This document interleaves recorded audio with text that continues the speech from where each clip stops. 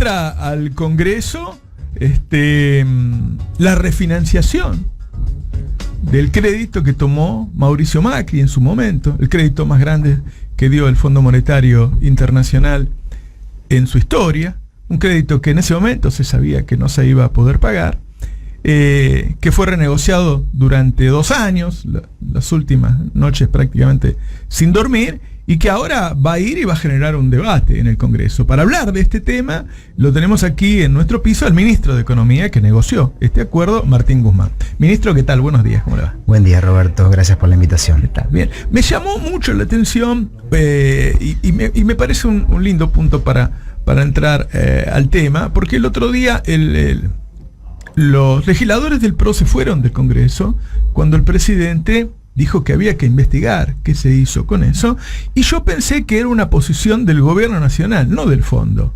Ahora, yo estoy leyendo en el acuerdo que dice las cosas que ocurrieron con el préstamo que tomó Macri, y en algún momento dice que lo que ocurrió una vez que recibieron el préstamo fue la ausencia de medidas para manejar los flujos de capitales, y los desembolsos efectivamente efectuados financiaron una salida de capitales de magnitudes históricas. Fue así. Pero ¿el fondo está aceptando entonces que hubo una fuga de divisas históricas en Argentina? El propio fondo lo aceptó en la evaluación que hizo del programa Stand-by que llevó a cabo el gobierno anterior. Fue un programa que le ha hecho un daño a la Argentina de magnitudes que es difícil encontrar precedentes. 45.000 millones de dólares tomó el gobierno anterior, el récord más grande en la historia del FMI, y ese dinero se fue, no quedó nada en la Argentina. Una parte se utilizó para pagar deuda que ya no se podía pagar, que era insostenible, a acreedores privados externos. La otra parte financió la salida de capitales. El propio Fondo Monetario Internacional reconoce que el programa fracasó y que tendría que haber habido una reestructuración de deuda para que no se vaya el dinero de esa manera y nos quede toda la deuda, que fue lo que hizo nuestro gobierno, y que tendría que haberse regulado la salida y la entrada de capitales. Tendría que haber habido controles de capitales para evitar que pase lo que pasó. ¿Qué le quedó a la Argentina? Le quedó la deuda, y no quedaron más escuelas, más hospitales, mejores puertos, más rutas. Nada de eso quedó. Solo nos quedó el problema. Y ahora lo que estamos haciendo es buscando, trabajando y creando una solución al enorme problema que construyó el gobierno anterior. Y ahora estamos seguros que no se va a fugar más, porque en algún lugar dice que se va a analizar en el futuro ir abriendo la posibilidad de este control de cambios tan duro que hay en Argentina. Pero eso es otra cosa. Lo que se está diciendo allí es que a medida que podamos ir acumulando reservas y tener más fuerza, más robustez en el frente externo, podremos ir adaptando regulaciones de los flujos de capital entre la Argentina y el resto del mundo. ¿Para qué? Para facilitar el ingreso de los capitales que vienen a la economía real, aquellos que vienen y ponen una fábrica, que generan empleo, y desalentar los especulativos, que fueron los que efectivamente ingresaron a la Argentina durante el gobierno anterior, que no vienen a construir capacidad productiva, lo que vienen es aprovechar oportunidades financieras de corto plazo. Todo eso pasó, se le hizo mucho daño a la Argentina, y todo eso lo estamos limpiando, y lleva tiempo, lleva años, y hay que buscar no volver a caer en un lugar allí que tanto daño le hace al país. Quizá debió ser la primera pregunta, pero es el gran tema para el público que no es técnico, que está viendo lo que pasa con su suerte, y que ve que hay distintas posiciones sobre el acuerdo de personajes en los que confía, te lo voy a decir de esta manera, ¿no? Es decir, acabamos de escuchar a Carlos Heller. Yo creo que el campo popular respeta a Carlos Heller, que está a favor de firmar el acuerdo. Pero hay otros personajes públicos de primer nivel, entre ellos Máximo Kirchner, que están en contra. Para el ministro de Economía, con las dos cartas, ¿no? Para que uno puede recorrer los dos caminos como si fueran mundos paralelos. Es, bueno, un camino es no firmo, ¿qué pasa? y otro camino es firmo esto. ¿Por qué sí? ¿Por qué se llega al convencimiento de decidir o de asesorar al presidente, digámoslo, en estos términos? Decir, sí, esto hay que firmarlo, porque de estos dos caminos el otro me parece peor. Roberto, primero hay una cuestión que creo que vale resaltar, que le pasa a prácticamente todos en nuestra fuerza política. A nadie en nuestra fuerza política le gusta que el FMI esté en la Argentina. Nadie quisiera tener que tener un acuerdo con el FMI, porque es contrario a los valores que pregonamos sobre cómo debe actuar un Estado-nación. Ahora, el tema es que el FMI ya estaba en la Argentina. Cuando nosotros ganamos las elecciones y comenzamos a gobernar un país que tenía una deuda de 44.500 millones de dólares con el Fondo Monetario Internacional. Y no teníamos 44.500 millones de dólares de reserva de disponibilidad para pagarle al Fondo Monetario Internacional y quitarnos al Fondo Monetario Internacional de encima. Entonces, el único camino posible, si queremos refinanciar esa deuda y tener más tiempo para amortizarla, es llegar a un acuerdo que nos permita tener ese financiamiento, o sea, que el propio Fondo Monetario Internacional nos mande los dólares con los cuales refinanciar la deuda que tomó el gobierno anterior. Y eso es lo que hicimos. Ahora, es con el Fondo Monetario Internacional, que es una institución que ha generado muchísimos problemas en muchísimos países en el mundo. ¿Hubo algún acuerdo alguna vez que salió bien? Bueno, en la Argentina no ha habido ninguno, y nosotros aquí seguimos una ruta completamente diferente. Comenzando por el hecho de que es la primera vez en la historia de nuestro país que un acuerdo con el Fondo Monetario Internacional tendrá que ser considerado para su aprobación por el Congreso de la Nación. Y esto es así por ley. Y es una ley que nosotros propusimos al Congreso de la Nación, entendiendo que no puede ocurrir que un gobierno de turno haga algo de golpe y le deje por décadas un problema, una herencia de deuda al país, más aún con el Fondo Monetario Internacional. Y que por lo tanto, para que no vuelva a pasar nada así, es importante que el Congreso tome un rol. Partiendo desde esa base, se trabajó en deshacer el marco conceptual y el marco político-económico que dio lugar al acuerdo anterior y trabajar con uno completamente diferente. Y este es un acuerdo de características totalmente distintas a los que fueron los acuerdos anteriores en la Argentina, y que de hecho es anómalo en relación a los distintos acuerdos en el mundo que ha alcanzado el Fondo Monetario Internacional, como lo han estado reconociendo muchos expertos a nivel internacional. Escuché a Larreta decir que preferían firmar la parte en la que les dan el dinero, los 45.000 millones de dólares, pero no la parte técnica en donde están los condicionamientos, los acuerdos de política. ¿Eso es posible? Bueno, ahí hay un tema de falta de conocimiento. Ajá. De cómo funciona esto, lo cual un poco sorprende teniendo en cuenta que fue el propio gobierno anterior el que acudió al Fondo Monetario Internacional y dejó a la Argentina expuesta a ello. Entonces es muy importante entender qué implica ello. No se puede separar con el Fondo Monetario Internacional el financiamiento que provee el fondo de el esquema de políticas económicas que acuerda un país con el fondo.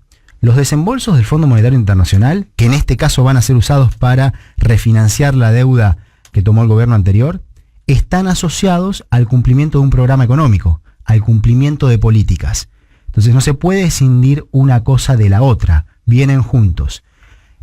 Esto lo que quiere decir es que cuando el gobierno anterior acudió al Fondo Monetario Internacional, significaba para la Argentina que hasta tanto no podamos terminar de pagar toda esa deuda, para poder refinanciarla también tenemos que negociar el programa de políticas económicas. Uh-huh. Y eso es algo que para nuestra fuerza política es muy, muy negativo desde el punto de vista del funcionamiento del Estado-Nación. Porque nosotros lo que justamente planteamos es un esquema en donde vamos teniendo siempre más y más autonomía. Y para eso es muy importante tener perfiles de deuda sostenibles que no inhiban las posibilidades de desarrollo económico del país y un relacionamiento con el resto del mundo que no sea una intrusión en nuestra capacidad de nación soberana de llevar adelante políticas económicas. Y eso es lo que estamos construyendo. Y eso es lo que hemos venido logrando con la reestructuración de deuda, con los acreedores privados que llevamos adelante en el año 2020, y ahora con un acuerdo que no tiene ninguna de las condicionalidades estándar de los acuerdos con el Fondo Monetario Internacional. Aquí no hay reforma previsional, que es un clásico en los acuerdos del Fondo Monetario Internacional. No hay reforma laboral, no hay ninguna quita de derechos. Por el contrario, se apunta a que crezca el salario real de nuestras trabajadoras y trabajadores. No hay ninguna privatización de empresas públicas, que ha sido también un clásico en décadas anteriores. Y tampoco hay un ajuste del gasto. Por el contrario, el Estado puede seguir jugando un rol que ayude a apuntalar la recuperación económica tan fuerte que está viviendo la Argentina. Ahora que ya está en el Congreso y en las palabras del ministro, ¿qué va a pasar con las tarifas? ¿Cuánto le van a subir las tarifas a cada uno de los segmentos sociales?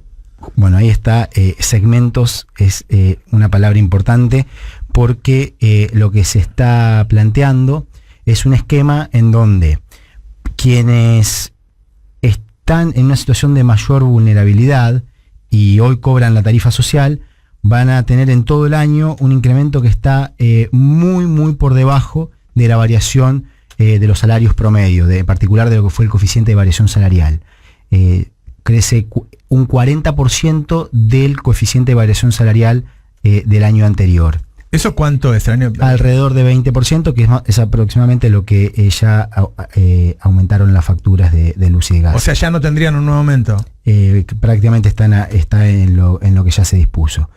Luego va a haber un segmento que es en principio el 10% de mayor capacidad económica, capacidad de pago plena en la población, al que se le van a eliminar los subsidios, porque justamente no tiene sentido que el subsidio recaiga sobre ese grupo, sino que buscamos destinar los recursos del Estado a proteger a quienes están en mayor situación de vulnerabilidad y también a poder utilizarlos en otras cosas que son muy importantes para el desarrollo económico, como la infraestructura pública, la educación, la ciencia y la tecnología. ¿Y cómo van a decidir quién es ese 10%? En función de su capacidad económica. Entonces se va a llevar a cabo un esquema en el cual va a haber distintas variables que van a determinar la capacidad económica de los usuarios y por supuesto se le va a dar la posibilidad a los usuarios, a cada quien que en principio quede segmentado, es decir, deje de recibir el subsidio, la posibilidad de que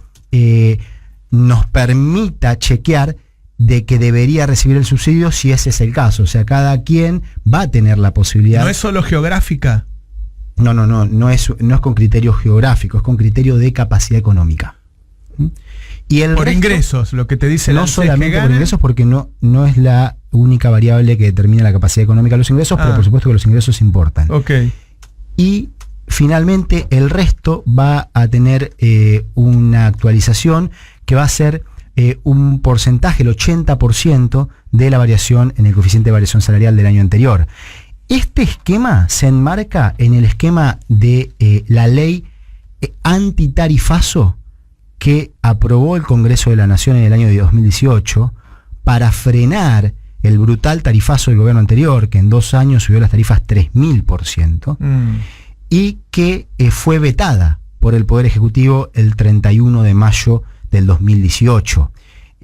Y lo que implica es que, quitando al segmento de mayor capacidad económica de nuestra población, el 10% de mayor capacidad económica, nadie va a experimentar un incremento en su factura de luz y de gas que esté por encima del incremento de los salarios promedio de la población. Bueno, ahora yo entiendo que esto se fue negociando desde hace un tiempo, pero en el medio ocurrió la guerra. Y eso hizo que el insumo principal para esos servicios públicos, en este caso el GNL, tiene un precio, creo que es el doble de cuando empezaron a negociar de hace un mes.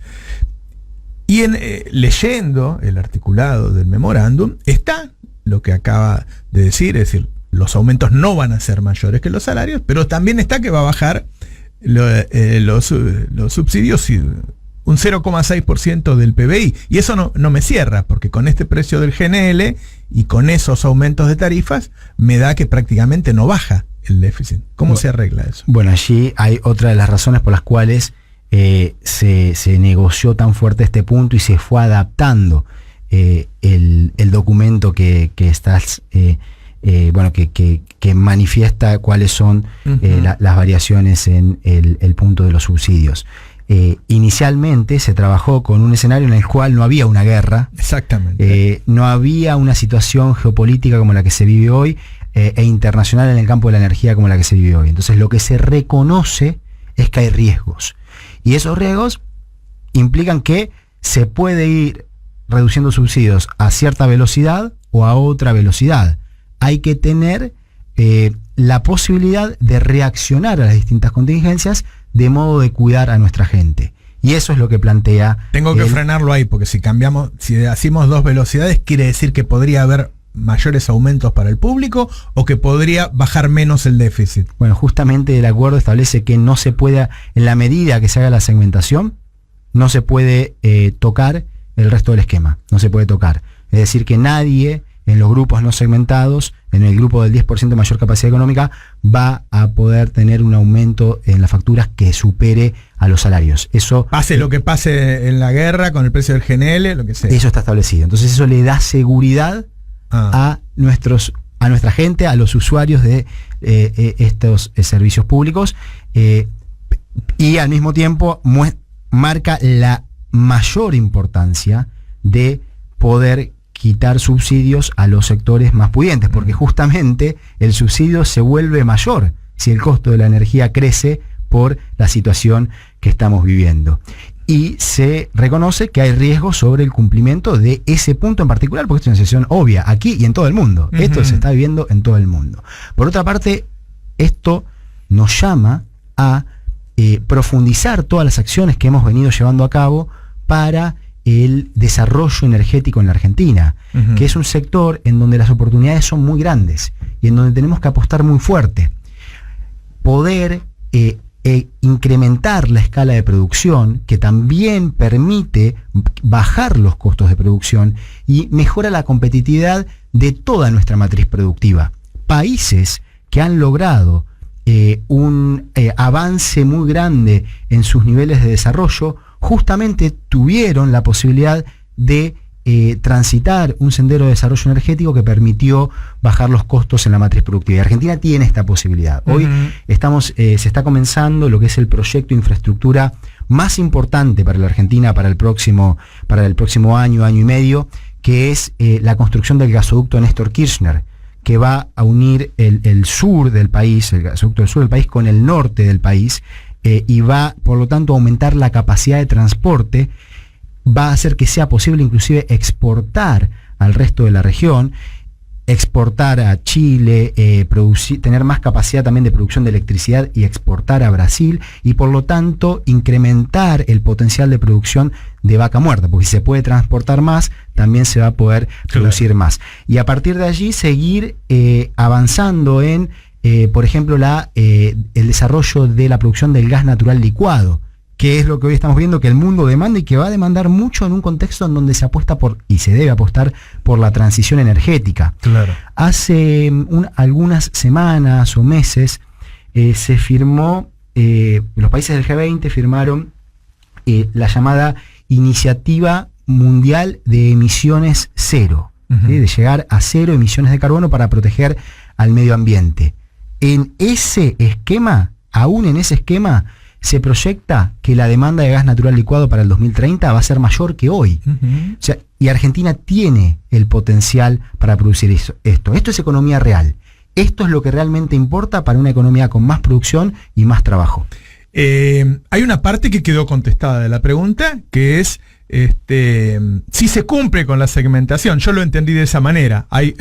Tienen que cumplir con la segmentación para que esa parte del acuerdo corra tal como está firmada. ¿Está bien? Es que si no, la segmentación es clave justamente para que haya una reducción de subsidios en el sector más pudiente de la población. Si eso no ocurriese, tendríamos un problema en el valor de los subsidios. Le dio la tranquilidad a la gente de que no va a tener aumentos por arriba de sus salarios. Esa parte está cubierta. Ahora yo me imagino que en la primera revisión, creo que es en junio. En junio, correcto. El GNL cuesta, no sé, $60. Usted va y dice, y el FMI dice, bueno, pero no bajó el déficit que tenía que bajar en estos 3 meses. ¿Qué va a hacer? ¿De dónde va a sacar? Tiene que sacarlo de otro lado ese dinero. Por eso justamente era muy importante sentar condiciones que nos diesen capacidad de administración de estos shocks que está recibiendo la economía. Y al incluir, que esto se va a ver en las próximas horas, está ingresando al Congreso en las próximas horas, al incluir en los documentos un lenguaje que dice que no se podrá en el resto del año incrementar más las facturas, que este valor para estos grupos le da seguridad a esos grupos. Después, por supuesto que desde el Gobierno Nacional vamos administrando las contingencias, y aquí lo que se está dando son situaciones en donde por un lado hay un shock que pega de forma negativa, que es la energía, y por otro lado hay un shock que desde el punto de vista de la recaudación y las reservas pega de forma positiva, que es el hecho de que los commodities, el resto de los commodities está aumentando sus precios en el mismo contexto geopolítico que estamos viviendo. Claro. De hecho, esto se vivió en el mes de febrero. Entra más plata por los granos y sale más por el GNL. Correcto. Ok. Hay una preocupación muy grande por la inflación, de todos quienes están escuchando, de nosotros, de la política, vamos a decirlo de esa manera, que condiciona el resultado electoral de 2023.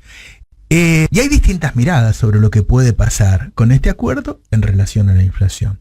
Algunos piensan, al arreglarse las cuentas, al bajar el financiamiento del Banco Central al Estado, esto va a derivar en una baja de la inflación. Eso y otras cosas que dice en el acuerdo.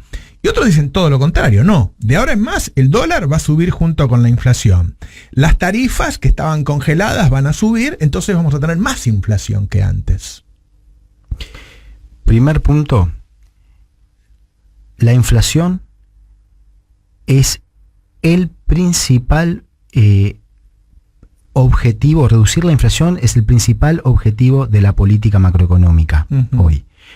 ¿Por qué? Porque ya estamos viendo una situación en la cual se experimenta una muy fuerte recuperación de la actividad económica. La actividad económica creció 10,3% el año pasado. O sea, recuperó todo y más de lo caído en el año 2020, contra todos los pronósticos.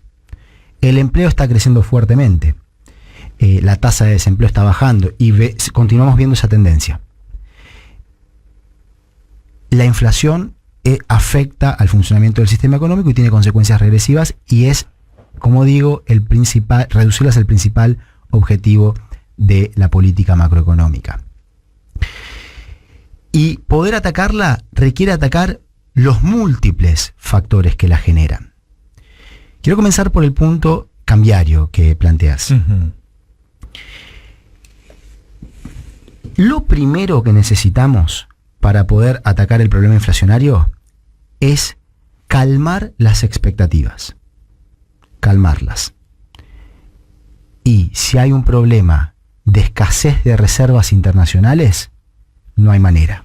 Porque cuando en la Argentina faltan los dólares, todo el mundo espera que el tipo de cambio suba. Y como se espera que el tipo de cambio suba, aumentan los precios. La aritmética es muy sencilla. Por eso es tan importante, y es el más importante de los objetivos de los objetivos macroeconómicos indirectos, ¿no? Porque lo más importante es bajar la inflación y subir el empleo, pero dentro de los criterios macroeconómicos, acumular reservas es fundamental, es el punto de partida. Aquí, volviendo al punto de acuerdo, ha sido la especialidad del gobierno en los últimos 2 años, digamos. Y ha sido, por supuesto, muy complicado en un contexto en donde la situación financiera que se le dejó a la Argentina era tan complicada. Con todos los pagos de deudas de todo, porque la Argentina estaba muy endeudada en todos los frentes, no solamente del sector público, que se tomaron $100.000 millones de deuda en moneda extranjera, porque a veces confunden, mezclan el financiamiento del Banco Central y la deuda en pesos, la convierten a dólares, que es otra historia. Así es. Pero el gobierno anterior hizo crecer la deuda en billete de color verde en 100.000 millones. Además, estaban todos los capitales especulativos, los que habían ingresado a hacer ese jueguito de la bicicleta financiera, trayendo dólares, cambiándolos a pesos, comprando una LEVAC que daba un interés muy alto por el esquema de metas de inflación, y haciendo eso hasta que se acabó, hasta que la música paró. Muchísimo de eso, más de 10.000 millones de dólares, el equivalente a eso en pesos, atrapados en Argentina, yéndose, que se iban y que ponían presión cambiaria y presión en la brecha cambiaria. Y además las deudas del sector privado en dólares, que crecieron muchísimo. Entonces la Argentina quedó muy endeudada. En ese contexto es cierto que fue muy difícil lograr que haya un paralelismo entre la evolución tan positiva de las exportaciones y de la balanza comercial y la acumulación de reservas. Uno esperaba bueno, ahora para que el necesitamos público acumular entienda reservas. que con semejante saldo comercial tuviéramos más reservas hoy. Y estamos resolviendo cada uno de los problemas que implicaron ello, buscando que ahora sí se puedan acumular más reservas. ¿Cuánto va a entrar en el primer desembolso? ¿Cuántos ahí dólares entran? Ahí te cuento. Pero, como decía, el primer punto de atacar la inflación es calmar las expectativas y que haya una percepción de estabilidad cambiaria. Porque uno puede decir, bueno, voy a hacer tal cosa con el tipo de cambio, y la hacemos. Porque el año pasado dijimos, vamos a depreciar 24%, y se depreció 24%. Pero lo importante es que todo el mundo lo crea, para que las expectativas estén calmadas y no haya todo el tiempo una expectativa de que los precios van a subir y por lo tanto eso lleve a una remarcación de precios que convalida el fenómeno inflacionario. Para lograr ello es muy importante todo el resto del esquema macroeconómico, es muy importante ordenar lo fiscal de una manera que no dañe a la recuperación económica. Es muy importante tener en esta Argentina una reducción de la emisión monetaria. Miremos los números. Espera que te me vas de la inflación. Estamos en la inflación. Miremos los números de emisión monetaria. El dólar va a subir, o sea, lo que dice el acuerdo es que el dólar va a mantener su precio en términos reales que tiene en enero. Lo que dice dice que el si acuerdo, este año hay una inflación del 50%, el dólar va a subir 50%. Pero no se establece una causalidad así. Justamente lo que queremos es evitar que la Argentina se vuelva menos competitiva. Pensemos lo que pasó, por ejemplo, en los 90. Pero es así lo que dije, lo que acabo de decir. Pero sin establecer causalidad. No es que dice, la inflación fue en este mes 3,5, entonces mañana el tipo de cambio es 3,5. No es así. ¿Cómo es? Queremos ir manteniendo el mismo tipo de cambio real, más o menos, un poquito más, un poquito menos, y no dañar la competitividad de la Argentina. Y se va administrando una política cambiaria que se llama, el nombre de este régimen es de crawling peg, o administras la flotación. Pero más o menos no es una así. flotación, si ¿no? la inflación es del 50, el dólar va a subir el 48 o el 52. Si la inflación es tanto, el tipo de cambio subirá más o menos parecido para mantener la competitividad cambiaria, pero sin establecer una causalidad directa. ¿Okay? Ahora, volviendo al punto macroeconómico, decíamos, tenemos que acumular reservas. Para eso es importante y es auxiliar el programa fiscal, el programa monetario, ir reduciendo la emisión monetaria. Cuando nosotros hablamos de el bimonetarismo, que es una realidad de la Argentina, una Argentina que por mucho tiempo ha tenido una moneda que sufrió, es una Argentina en donde hay una tendencia a demandar moneda extranjera, a demandar divisas, a ahorrar en dólares. En ese contexto, la emisión monetaria pone presiones sobre el tipo de cambio. Las pone, porque si no, eso es decir que no es así sería contradictorio con la idea de que hay una economía con un grado muy elevado de bimonetarismo. O sea, vos decís que vos le das un plan social a una persona y esa persona, ese dinero termina en dólares. No es eso lo que se está diciendo. Lo que se está diciendo es que cuando hay muchos pesos en la economía y no hay la misma demanda por esos pesos, bueno, entonces buena parte de esos pesos pueden ir al dólar. Eso va poniendo presión en el dólar. Pero no quiere decir que hacer esta obra pública implica que el dinero va al dólar, o pagar un potenciar trabajo implica eso, o pagar un salario que en sí implica eso. Cada quien con el dinero hace lo que hace, pero después el dinero da vueltas, llega a algún lado y eventualmente pone presiones sobre los tipos de cambio. Y eso hay que ir calmándolo. Por eso es tan importante mejorar el perfil de financiamiento. ¿Y cómo se mejora? Pública. Ese es un gran punto. Como lo venimos haciendo, se mejora. Se mejora como lo venimos haciendo. Es decir, saliendo a los mercados caseros. Número uno, reconstruir, que es lo que venimos haciendo, el mercado de crédito y de deuda en nuestra propia moneda. El gobierno anterior confundió todo. Terminó confundiendo los pesos con los dólares. No reestructuró la deuda en dólares y cesó de pagar la deuda en pesos. ¿Okay? Y dañó uno de los pilares de la construcción de una nación, que es el crédito en su propia moneda. no había crédito en nuestra propia moneda en la Argentina.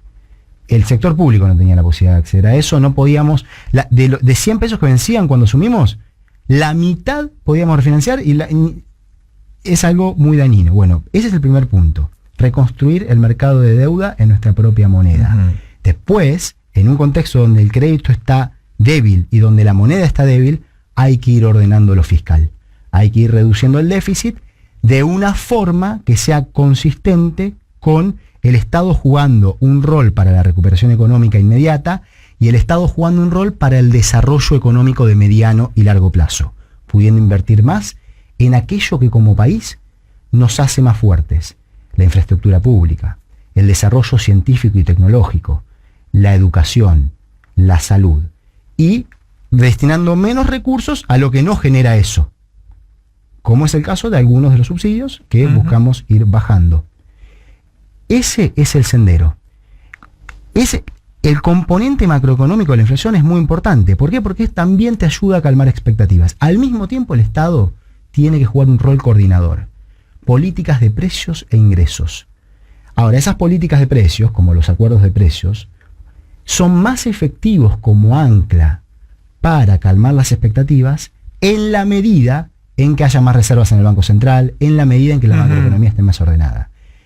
Precios e ingresos. Es muy importante que siga creciendo el poder adquisitivo del salario. Y no solamente por una cuestión de justicia, sino también porque eso significa mantener un crecimiento de la demanda agregada que le permite a esta economía, con capacidad instalada para seguir creciendo, poder efectivamente seguir creciendo. Ministro, yo le decía al público que dada la situación que dejó Mauricio Macri, hoy no hay reservas en el Banco Central y que una de las cosas, uno de los beneficios puede ser los ingresos que van a venir ahora. ¿De cuánto es el primer desembolso que va a recibir Argentina y cuánto le va a quedar después de pagar? La primera pregunta es, ¿cuánto va a recibir en marzo del FMI Argentina en dólares? Bueno, primero, para recibir el desembolso tiene que estar aprobado el programa por el Congreso de la Nación y por el directorio del Fondo Monetario Internacional.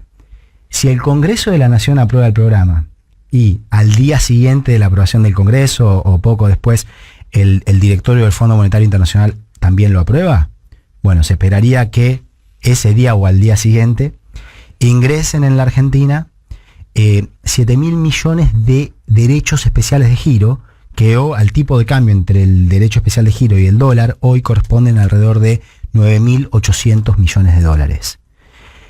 Luego la Argentina tiene que hacer pagos de amortización de capital al fondo, de la deuda que tomó el gobierno anterior, en marzo y en abril.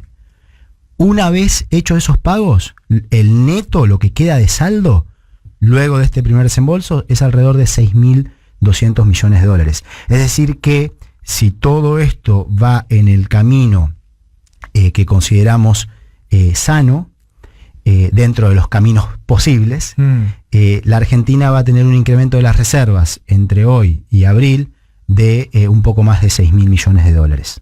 Ok. Después en junio hay que volver a pagar. Claro, en junio hay que volver a pagar y hay otro desembolso que se espera en la medida que se complete una revisión antes de ese pago. Ok. Otra preocupación de la población tiene que ver con lo previsional. Porque cuando anduvo dando vuelta ese borrador, había una parte que hablaba de la sustentabilidad del sistema. Los argentinos, cada vez que vemos que se van a tomar medidas para la sustentabilidad del sistema, decimos, bueno, acá se viene el recorte. Pero después había otra parte que decía que se iba a enfocar en determinados sistemas. Y ahí salió una nota, recuerdo en Clarín, que decía, bueno, le van a cambiar las jubilaciones a los docentes. Bueno, ¿qué es lo que se va a modificar en materia previsional? Pero no hay nada de eso. No hay reforma jubilatoria de ningún tipo. De ningún tipo. Los haberes jubilatorios se van a regir por la ley aprobada el año pasado, que recupera derechos y que implica que las jubilaciones se van recuperando de la mano de la recuperación del salario y de la recuperación de los ingresos tributarios. Una economía que crece, las jubilaciones que tanto sufrieron durante el gobierno anterior, que cayeron alrededor de 20 puntos porcentuales en términos de poder adquisitivo, se continuarán recuperando. Por supuesto que siempre hubiéramos querido poder hacerlo más rápido. Nos tocó un 2020 de muy difícil. Pero hay algo referido, dice una ley, no recuerdo el número, que creo que se refiere a las jubilaciones de jueces. Ahí lo que se marca es que esto está muy bien, hay que hacer un estudio, queremos estudiar dos regímenes en particular. Queremos estudiar para ver cómo funcionan esos regímenes y qué son esos dos. Y eso está muy bien. La Argentina se debe estudios para entender mejor el funcionamiento del sistema previsional y buscar tener un sistema previsional equitativo, en donde... estamos hablando de jueces y diplomáticos, para decirlo en palabras. La ley a la que se refiere el estudio son esos dos, Está bien, regímenes. El resto correcto. se puede quedar tranquilo que no va a haber ninguna modificación. De hecho, no hay ninguna modificación puesta en ese acuerdo para nada. Pero bueno, ahí hubo cierta tergiversación tal vez de la información, pero no existe. No hay ninguna reforma jubilatoria. Otro punto donde hay tantas personas que deben estar escuchando y quieren saber qué va a ocurrir con eso. Durante el gobierno de Macri, quizá el sector más perjudicado en términos de ingresos reales fue el empleo estatal en Argentina. No tengo el número justo, pero yo no sé si no cayó casi un 30% el ingreso de los empleados estatales. Y dice algo taxativamente el acuerdo respecto a lo que va a pasar con la masa salarial de los empleados estatales. ¿Lo podemos reafirmar? ¿Qué es lo que dice? Correcto, dice que el crecimiento de los salarios estatales en términos reales va a estar alineado con el crecimiento real de la economía, de modo que la economía se va recuperando y se van recuperando en términos de poder adquisitivo los salarios estatales. Estamos viviendo unas situaciones en donde te podría contar lo que son noches de gente completamente comprometida con el país, abocada desde el Estado a poder gestionar, solucionar problemas que permitan una mejor calidad de vida de la gente. La idea es que todos los salarios, el sector privado se está recuperando, las jubilaciones se vayan recuperando y continúen recuperándose, y de una forma alineada en el sector público. Ministro, ahí hay dos maneras de verlo, eso, como muchas cosas. Una que diga que bien, van a dejar de caer, ya hay un ministro, está firmado con el fondo, que van a crecer en términos reales. Ya no están cayendo, ya están creciendo. Y van a mantener el poder adquisitivo y van a sumar lo que crezca la economía. La otra mirada es, me imagino yo, siendo un empleado estatal, diciendo, pero ¿y cuánto voy a tardar entonces en recuperar todo lo que perdí? Bueno, pero eso es tanto daño se le hizo a la Argentina que ir reconstruyéndola es un proceso que tiene tantas aristas y tantos desafíos que están asociados a ciertos tiempos, y lo que hoy estamos logrando es una economía en crecimiento vigoroso, que genera empleo y que va recuperando el poder adquisitivo de los salarios. Y la idea, por supuesto, es seguir en esa línea de una manera que sea consistente, que no implique una vuelta atrás. O sea, el acuerdo apuesta a salir del stop and go, que es arrancamos y caemos, y entrar en un sendero de crecimiento bajo, pero sostenido. Algo así sería. No está, aquí no se está planteando un crecimiento bajo. La economía creció más de 10%. No, pero lo que dice el acuerdo es que dentro, en el 2024 va a crecer al 2%. ¿Cuánto creció? Dos preguntas, pero plantear. ¿Cambiamos? ¿Cuánto proyectamos en el 2021 que íbamos a crecer? Yo te puedo dar yo mismo la respuesta. ¿5,5? Mira, qué claridad, así es. Y crecimos más de 10. La Argentina históricamente en términos reales ha crecido alrededor del 2%. ¿Qué ha pasado en la Argentina cuando viene un gobierno a hacer promesas grandilocuentes de que iban a llegar las grandes lluvias de inversiones, que las reformas económicas y los acuerdos iban a generar un boom muy grande en la inversión, en la actividad económica? ¿Qué terminó pasando en todos esos periodos? Bueno, prácticamente todos ellos terminamos mal. Uh-huh. Nosotros preferimos actuar con prudencia. Y lo que definimos ahí es una plataforma de base sobre la cual construir para poder ir por un sendero aún mejor. Es un piso. Crecer más. una plataforma. Desde aquí despegamos y construimos. Bueno, ya hemos despegado, la economía creció más de 10%. Trabajemos con prudencia, con la cautela que la Argentina se necesita a sí misma para poder ordenarse. Y no hagamos promesas que digan, bueno, como voy a crecer tanto, entonces ¿qué me importa la deuda? ¿Qué puedo gastar un montón más? ¿Puedo tomar más deuda de acá y de allá? Porque después eso termina mal. Eso termina mal. Lo hizo el gobierno anterior. Recordemos lo que era además el marketing, ¿no? Yo recuerdo hablar con mi papá y me mandaba, yo estaba viendo en Estados Unidos, me mandaba los mensajes de todo lo que iba a pasar en la Argentina, la lluvia de inversiones, a ver, ¿y esto qué es? ¿Qué viene acá? ¿Esto es así? ¿Qué pasó? Bueno, lo que pasó es lo que vivimos. Pasó que la economía cayó en 3 de esos 4 años, que, como bien decías, se cayó a pedazos el poder adquisitivo de los ingresos, que la economía entró en una situación de deuda insostenible, que aumentó la pobreza, que aumentó la desigualdad, que cayó el empleo. No queremos ir por ahí. Preferimos actuar con la prudencia que la Argentina se necesita a sí misma, definir un escenario relativamente cauteloso y a partir de ahí construir para que nos vaya mejor. Hay un artículo que me imagino que va a generar polémica en el ámbito del Congreso, que dice, bueno, si crecemos más que esto, y entonces generamos mayor recaudación, eso no va a ir destinado al gasto, sino a bajar el déficit más rápido. Bueno, y alguno puede decir, ¿no habrán subestimado en este acuerdo el crecimiento para en realidad bajar el déficit más rápido de lo que dice el acuerdo? Vamos a analizar la siguiente situación. Supongamos que estamos, es el último día del 2022 o principios del 2023. Y resulta ser que en vez de crecer la economía 4%, creció más, 6, 7. Ajá. Y que el déficit primario, en vez de ser 2,5% del producto, terminó siendo más bajo.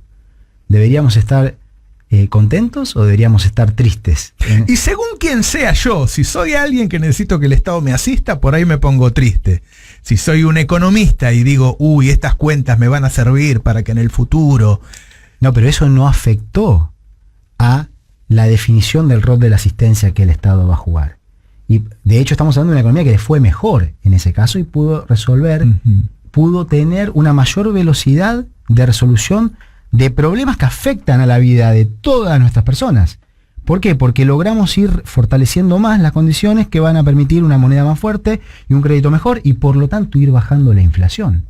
¿Está convencido que equilibrar las cuentas va a bajar la inflación? No alcanza. No alcanza de ninguna manera, hace falta mucho más que ello. Pero en esta Argentina de hoy, mejorar el perfil de financiamiento de la política pública es necesario para bajar la inflación. Y para poder mejorar el perfil de financiamiento en esta Argentina de hoy, hace falta ir reduciendo el déficit primario. Ahora, tampoco hay que atarse a cualquier cosa, porque sí, hay contingencias en el mundo. Y está mal atarse de forma plena a algo. Si de pronto hay una situación que requiera revisar ciertos de la programación, se tiene que hacer. La Argentina también tiene, y el gobierno tiene que tener esa capacidad de flexibilidad, ¿sí? Pero volviendo al punto por supuesto que todos estos son desafíos grandes. La Argentina para crecer necesita dólares, porque este es el punto central. Lo que limita el crecimiento en la Argentina es la disponibilidad de divisas. Uno puede decir, bueno, voy a hacer una política fiscal recontra expansiva. Ahora voy a aumentar el déficit tantos puntos del producto. Y si no tenés dólares, ¿qué creemos que va a pasar? Lo que va a pasar es que se va a presionar sobre el tipo de cambio y eso va a terminar deteniendo el crecimiento. Entonces, en la Argentina, para poder sostener el crecimiento hacen falta dólares. Para eso hace falta que mejoremos nuestro perfil productivo, que tengamos un perfil más dinámico, que nos permita también hacer crecer a las exportaciones, que es lo que genera divisas de forma genuina. Esto no quiere decir que sean las exportaciones las que impulsan el crecimiento. Para nada. Difícil. Lo que quiere decir es que hay una necesidad de tener más dólares para poder financiar las importaciones que se necesita para que el país pueda crecer. ¿Okay? Y para eso el Estado tiene que jugar un rol, que es muy importante, que es el que decíamos antes. Generar mayor capacidad productiva en la Argentina, mejorar la productividad. ¿Cómo lo hace? Con más infraestructura pública, con el gasoducto del que hablábamos, con más capacidad de generar conocimiento y aplicar ese conocimiento a la producción. Por eso la ley de financiamiento de la ciencia y la tecnología es tan importante, y administrarla es tan importante, que es un trabajo que el ministro Daniel Filmus está llevando adelante de una manera de gran valor. Eso es lo que se necesita en la Argentina. Más conocimiento y capacidad de aplicar el conocimiento a la producción, mejor infraestructura, el Estado pudiendo contribuir a ello y que eso nos permita tener un país con un mejor perfil productivo y una naturaleza de ese perfil que haga que podamos crecer sostenidamente en el tiempo y no estemos cada cierto tiempo chocándonos contra crisis. Hay una preocupación que yo comparto, que es, bueno, este Fondo Monetario Internacional es el que le dio esa millonada a Macri para que intente ganar las elecciones. De hecho, lo dijo un alto funcionario, Claver Carone. Dijo, le dimos la plata a Macri para que gane las elecciones. Entonces uno piensa, seguirán teniendo la intención de que gobierne la derecha en Argentina, podrán bajarnos la palanca en alguna revisión y no nos hacen el desembolso el año que viene, y entonces Argentina se queda 3 meses antes de las elecciones sin fondos y cae en default. Y bueno, ¿hay algún reaseguro de que eso no ocurra por la forma en que van a llegar los desembolsos, por el dinero que se pueda recibir de otros organismos? Yo quiero entender que lo han pensado. Bueno, el Fondo Monetario Internacional es el Fondo Monetario Internacional. Por eso, en primer lugar, la incomodidad que le puede generar a toda nuestra fuerza política el hecho de que esté en la Argentina, que hubiéramos querido que no esté en la Argentina, ¿no? Hubiera sido muy bueno poder evitar que se le haga ese préstamo absurdo, absolutamente disparatado por donde se lo mire, al gobierno anterior. Con efectivamente características que dan lugar a la interpretación de que es un préstamo de apoyo político. Y la Argentina lo ha planteado en los foros internacionales y hemos inclusive en nuestra respuesta a la evaluación que hizo el fondo de aquel programa, hemos pedido que se investigue si este préstamo tuvo una naturaleza política. Y ahora tenemos esta deuda. Y hubo que negociar en una situación de gran complejidad, con toda la fuerza puesta en defender al pueblo argentino, en defender a la Argentina. Y se llegaron a ciertas condiciones, que son las que describíamos antes. En cuanto a el sendero de desembolsos, ese sendero es tal que no se da ninguna situación en la cual, si se falla una única revisión, la Argentina no tenga los fondos para pagar. Siempre con este sendero de desembolsos que se ha negociado, quedamos una revisión por delante, ¿sí? Tendría que pasar que haya 2 revisiones seguidas que no se completen para que el país no tenga los dólares para hacer frente a los vencimientos con el fondo. Después hay que una realidad. El fondo cada 3 meses va a estar, bueno, no sé si viniendo por Zoom, porque con los cambios que se han dado en el contexto de la pandemia hay que definir cómo se manejan las revisiones, pero cada 3 meses va a haber una revisión. Y ahí nosotros ¿Se ha hablado de cómo va a ser eso? Ha habido experiencias espantosas acá. Bueno, es que venían como virreyes, se paraban en la puerta de un hotel céntrico, decían, no, estamos gastando mucho en esto, mucho en lo otro. Bueno, ha pasado de todo en la Argentina, de ¿no? todo, hemos tenido una historia con el Fondo Monetario Internacional muy difícil. Yo he visto firmar acuerdos no solo a Macri, a Cavallo, de esos de 5 minutos en serio. Sí, no, y tantos otros. Sí, así es. Tantos otros, ¿sí? 21 acuerdos previos. Me imagino que lo deben hablar con el presidente y que yo no sé si surgió en las charlas con el fondo. ¿Cómo va a ser esto? ¿Cómo van a venir acá? Una cosa es revisar papeles y otra cosa es pararse como un virrey, ¿no? En la puerta del Hilton, por decir algo, y hacer declaraciones públicas y parece que están gobernando ellos. Bueno, el presidente justamente explicaba en el Congreso de la Nación, en su discurso en la Asamblea Legislativa, que en 5 minutos se puede cerrar cualquier cosa. Claro. Pero después le quedan por décadas los problemas al país, que eso es lo que pasó aquí. Y hay que entender que negociar no es obedecer. ¿Sabes, Roberto, lo que son estas negociaciones? O sea, es algo que es muy difícil de describir, el riesgo potencial para la Argentina de haberla dejado expuesta al Fondo Monetario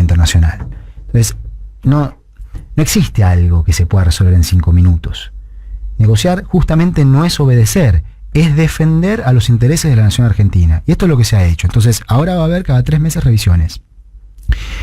En un contexto internacional de incertidumbre, que puede llevar a la necesidad de ir revisando ciertas cuestiones en función de las contingencias que se presenten. Pero, se llegó a un conjunto de condiciones que hace que, bueno, estemos en una posición que no es la posición estándar entre lo que ha sido en los programas previos entre la Argentina y el Fondo, en donde la Argentina estaba hiperdébil en cada revisión. No pasa eso. Ajá. Trazamos un sendero fiscal que, bueno, es razonable, dadas las restricciones que tiene la Argentina.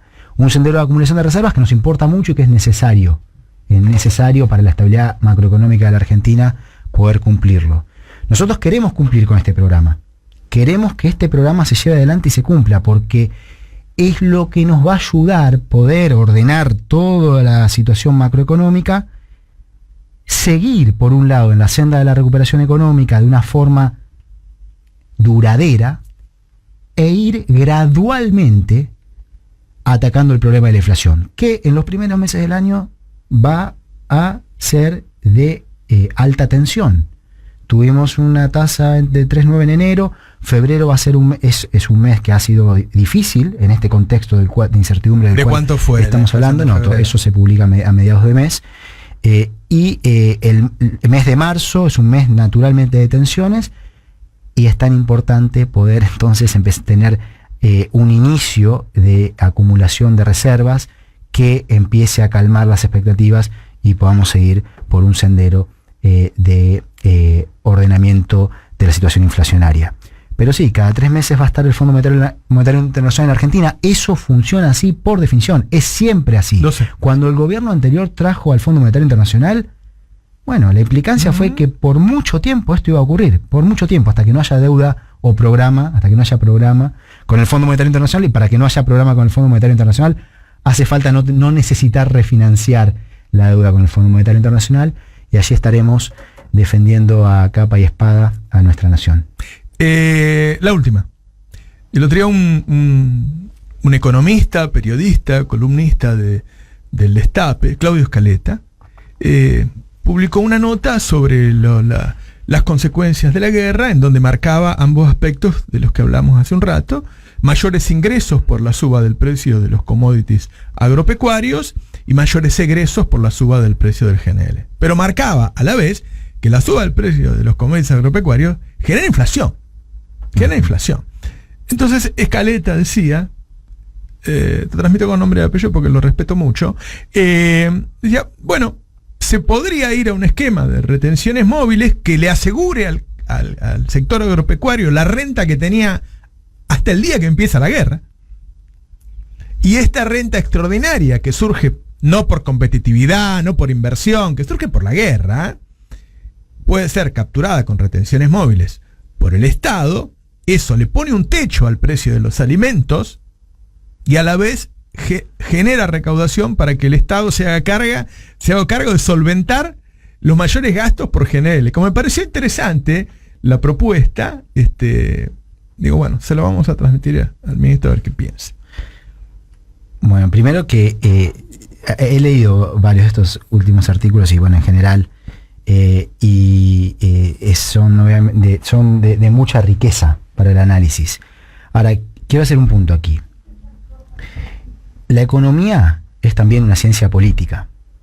Funciona en un esquema de relaciones, de fuerzas, de poder, donde hay normas, instituciones, leyes, etc. Es muy claro que un shock a los commodities que eleve su precio genera el efecto de que, por un lado, es positivo en el agregado, se pueden acumular más reservas, pero por otro lado tiene efectos distributivos que, si no se hace nada, son negativos. Ahora, hay ciertos instrumentos que han sido dañados en la Argentina por lo que pasó en nuestra historia reciente. Y hay que buscar otros instrumentos para evitar que un shock de esta naturaleza sea regresivo. Un instrumento al que se ha acudido y que se ha ido construyendo en los últimos meses es el de los fideicomisos, en donde se aporta a un fondo, ¿sí? Un sector en particular aporta un fondo para poder usar ese fondo como efecto amortiguador para amortiguar el efecto en los precios.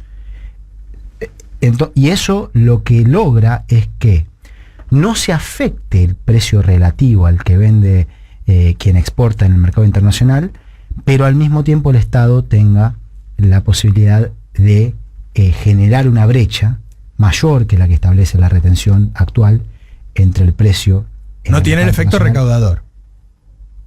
No tiene el efecto recaudador, pero tampoco tiene el efecto distorsivo en el precio relativo, y le permite al Estado tener esos recursos, porque en realidad el Estado usa esos recursos, o sea, no tiene directamente sobre la recaudación tributaria, pero sí tiene el Estado esos recursos para amortiguar el impacto del precio. En esta coyuntura va a ser importante afianzar el uso de esos instrumentos, justamente para evitar que este shock, que puede ser positivo para la economía, termine siendo regresivo, porque si no, no es bueno. Es bueno que, para que sea bueno, tiene que no ser regresivo.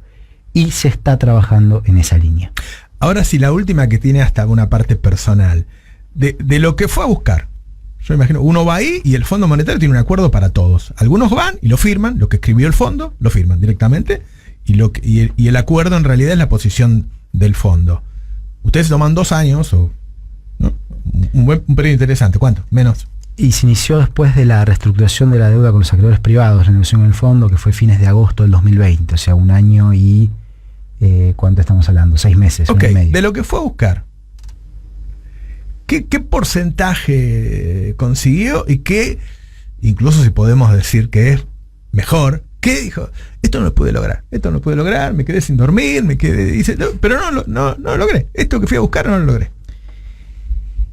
A ver, Roberto, en una negociación uno lo que busca es tener el mayor margen posible, porque acá estamos hablando de la capacidad de una nación soberana para definir sus propias políticas.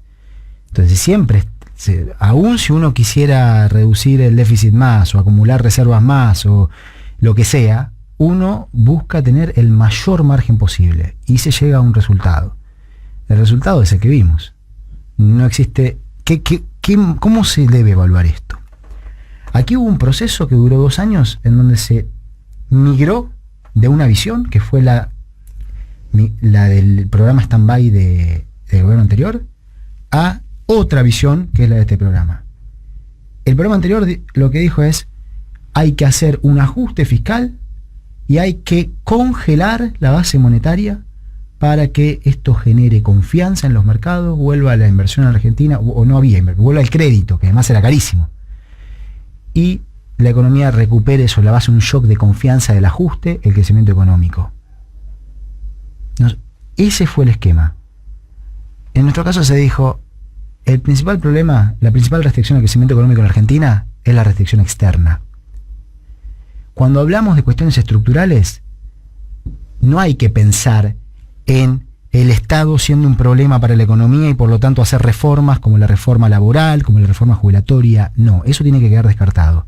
Hay que pensar en construir condiciones para que los sectores que pueden generar divisas puedan crecer más, para que haya más energía, para que haya más industria, para que haya más agroindustria, para que la economía del conocimiento tenga un desarrollo más vigoroso. Hay que proteger a los derechos de nuestra persona, de nuestros jubilados, jubiladas, de nuestros trabajadores. Que además es importante para que, no solo por una cuestión de justicia, como decía, sino para que la economía tenga fuerza, para que haya demanda y la economía se siga recuperando. Y no debe haber un ajuste del gasto, sino que lo que la política fiscal debe hacer, planteábamos, es poder apuntalar la recuperación económica de corto plazo, teniendo un rol contracíclico, y también apuntar al desarrollo de mediano y largo plazo. Y al mismo tiempo ir bajando el déficit para que el crédito se haga más fuerte, porque cuando hay déficit se financia con deuda o con emisión, y para que la moneda se haga más fuerte. ¿Ok? Bueno, ¿qué terminó ocurriendo? El fondo dijo: el programa anterior fracasó. Había que haber reestructurado la deuda, tenía que haber habido controles de capital, no se recuperó la confianza con esas políticas, nada de eso anduvo. El fondo mismo lo dijo. El fondo dijo, la inflación no se entendió, es un fenómeno que tiene múltiples causas, hay que hacer otra cosa. Y se aceptó, ok, la restricción externa es la principal restricción al crecimiento económico en la Argentina, y hay una importancia muy fuerte puesta allí. Y se aceptó que no haya una contracción del gasto real, un ajuste del gasto. Estos son los resultados, ¿sí? Entonces uno debe evaluarlo en función del punto de partida, el punto de llegada. En cuanto al punto de llegada, considero que hicimos un trabajo que en una situación muy difícil, de mucha exposición creada por el gobierno anterior, va a ayudar a hacerle bien a nuestra Argentina. Ministro, muchas gracias. Un placer.